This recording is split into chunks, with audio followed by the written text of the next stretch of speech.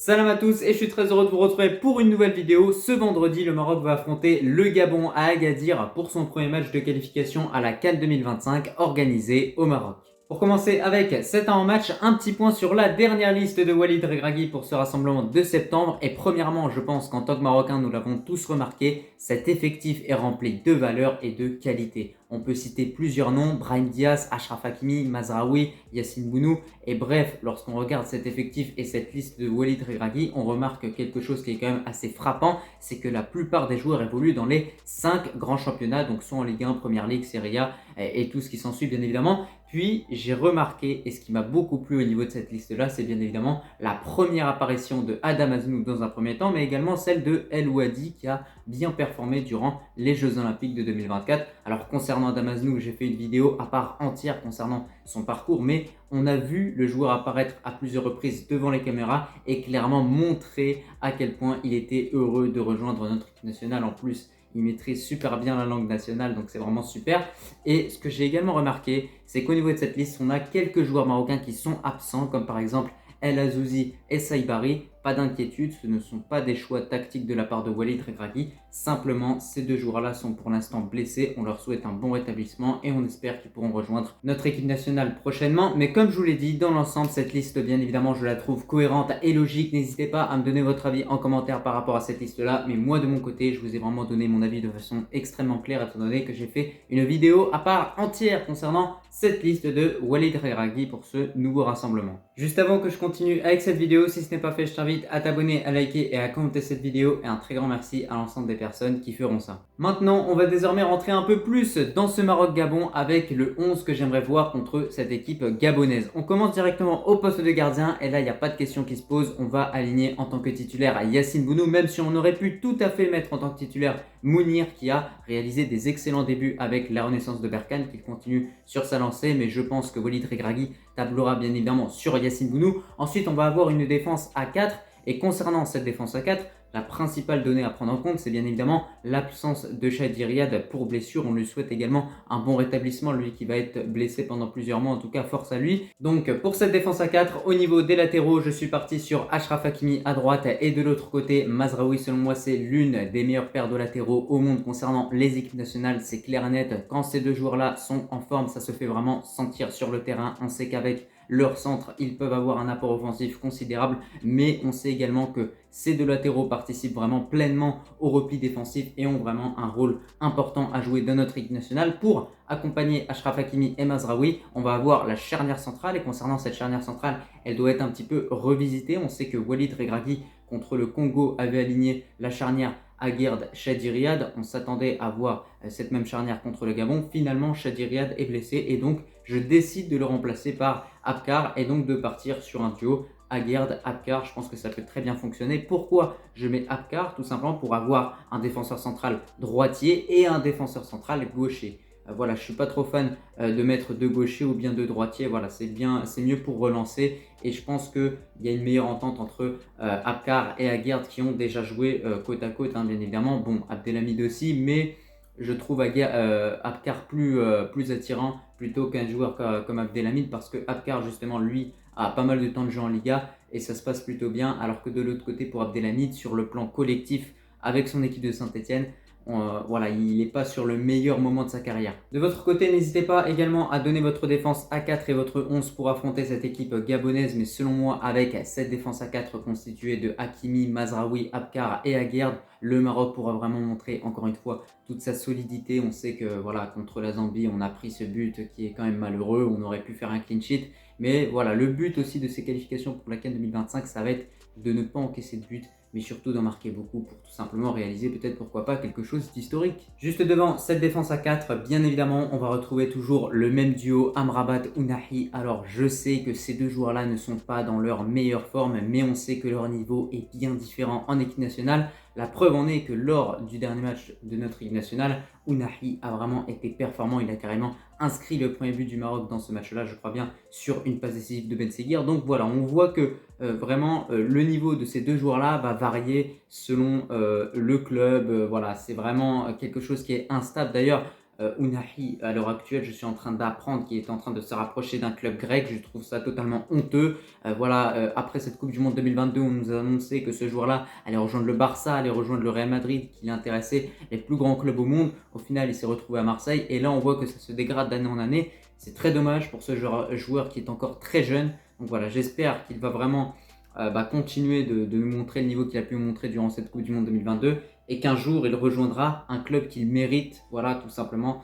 Parce que pour l'instant, moi je vous le dis, il a rejoint aucun club qui correspond au niveau et aux capacités ainsi qu'au potentiel qu'il a réellement. C'est pour ça que je trouve que c'est très dommage concernant ce joueur-là. Et c'est également le même cas de figure pour Amrabat qui a signé du côté de Fenerbahçe. Alors bon, on n'a pas du tout compris ce transfert-là, puisque même moi j'aurais préféré honnêtement en tant que Marocain qu'il reste du côté de la Fiorentina, qu'il ait du temps de jeu, qu'il évolue dans un club qui est dans les 5 grands championnats au monde, voilà, parce que la Serie A est également un très bon championnat, plutôt qu'il aille du côté de Fenerbahçe.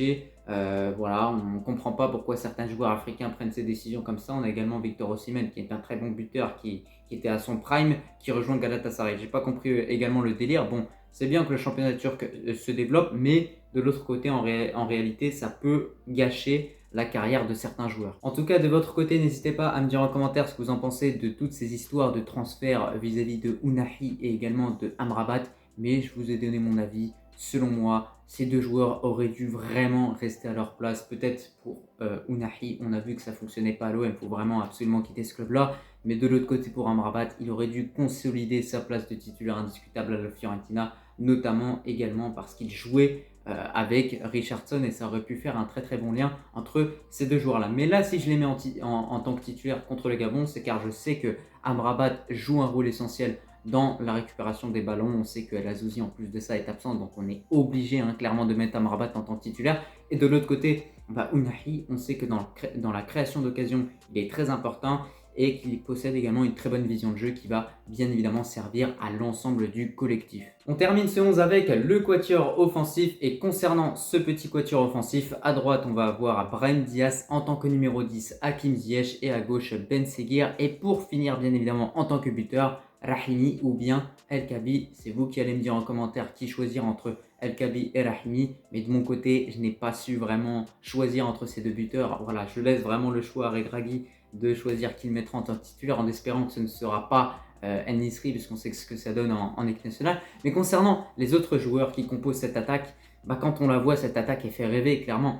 Et là, vous allez peut-être me reprocher le fait que j'ai mis en tant que titulaire Ziyech, qui n'est pas forcément dans la meilleure de ses formes. Mais comme je vous l'ai dit, il y a des joueurs qui sont mauvais en club, mais qui sont excellents en équipe nationale. Et je vous invite juste à regarder pour la deuxième fois ou la troisième fois, si vous l'avez déjà re-regardé, le match Maroc-Congo, lorsqu'on a gagné 6-0. Je vous invite à regarder attentivement le rôle de Hakim Ziyech et vous allez voir qu'on a vu un Ziyech qui était beaucoup plus libéré, qui a réalisé un très bon match sur le plan individuel, qui était dans une position de numéro 10 très intéressante. Il venait décrocher jusqu'au défenseur, il venait à gauche soutenir Ben Seguir et il venait à droite soutenir Brahim Diaz et je trouve que c'était beaucoup plus intéressant plutôt que de mettre en tant que numéro 10 Brahim Diaz qui se faisait marcher sur tous les joueurs, qui lui mettaient des gros coups. Voilà, on connaît le football africain. Je pense d'ailleurs que Brahim Diaz est beaucoup mieux sur le côté droit. Voilà, on va pas se mentir, avec le Real Madrid, il occupe toutes les fonctions à gauche, à droite, au centre. Donc c'est un joueur polyvalent qui est largement capable d'occuper cette fonction-là. Et pourquoi mettre Brahim Diaz en tant qu'ailier et pas réellement Hakim Ziyech?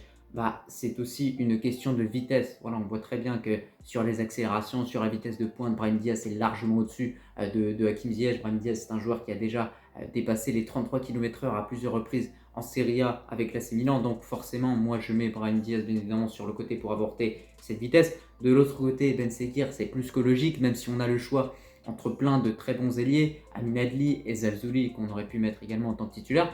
Ben Seguir, depuis le début de cette saison 2024-2025, il est tout simplement énorme avec Monaco. Voilà, il a un apport offensif qui est considérable dans cette équipe-là. Et donc, même quand on regarde le bilan des matchs qu'il a pu réaliser avec le Maroc ces derniers temps, on remarque qu'il est le meilleur joueur, du moins, ou l'un des meilleurs joueurs de notre équipe nationale. Ça, c'est clair et net, il faut vraiment rester objectif. Et moi, je vous le dis vraiment de façon extrêmement objective. Il a déjà marqué son premier but, il a délivré une passe décisive. Donc voilà, peut-être pour ce match contre le Gabon, il va encore continuer, bien évidemment, à remplir son compteur au niveau des statistiques. Bon, et bien évidemment, concernant les buteurs, comme je vous l'ai dit, je vous laisse voilà, faire votre choix entre El Kabi ou bien Rahimi.